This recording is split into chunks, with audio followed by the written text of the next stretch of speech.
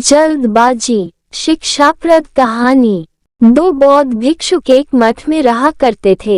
एक बुजुर्ग था और एक जवान। ये गुरु शिष्य की जोड़ी एक दिन किसी नगर के सफर के लिए निकले। ये दोनों जिस नगर के लिए जा रहे थे उस नगर के प्रवेश पर एक बड़ा सा गेट था। ये गेट शाम को एक निश्चित समय पर बंद कर दिया जाता था। इन दोनों को उस नगर में बहुत जरूरी काम था, इसलिए वह किसी भी तरह गेट बंद होने से पहले उस नगर तक पहुंच जाना चाहते थे।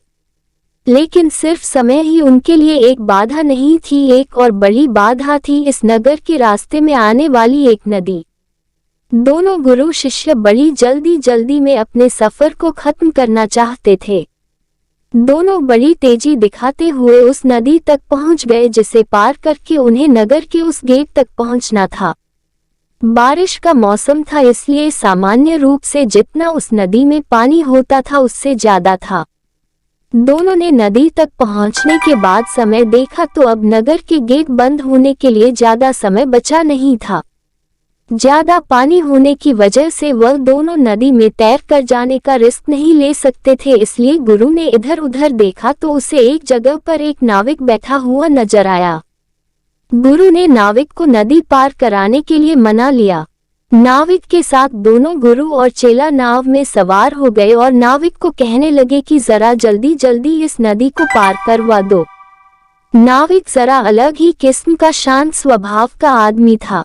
नाविक बोला, जल्दी में कोई किसी मंजिल तक नहीं पहुंच सकता, जो भी होगा आराम से होगा। गुरु और चेले ने नाविक से कहा कि आराम से हम जाएंगे तो उस गेट के बंद होने से पहले नहीं पहुंच पाएंगे।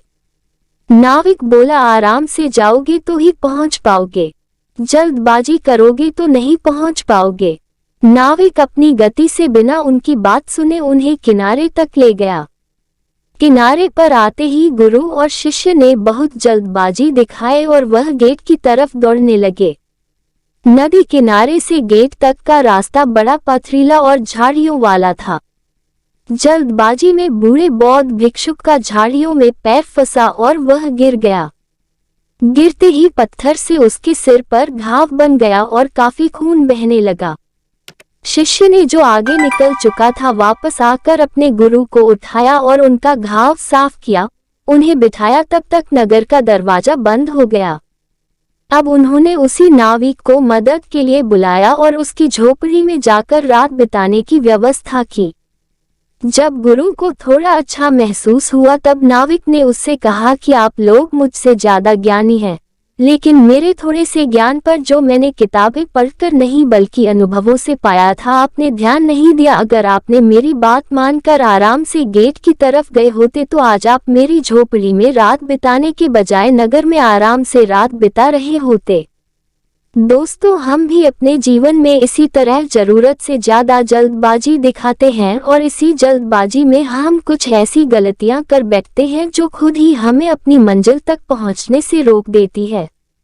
माना कि मंजिल पर पहुंचना जरूरी है, लेकिन क्या उस मंजिल तक पहुंचने वाले रास्ते का, सफर का आनंद लेना जरूरी नहीं है?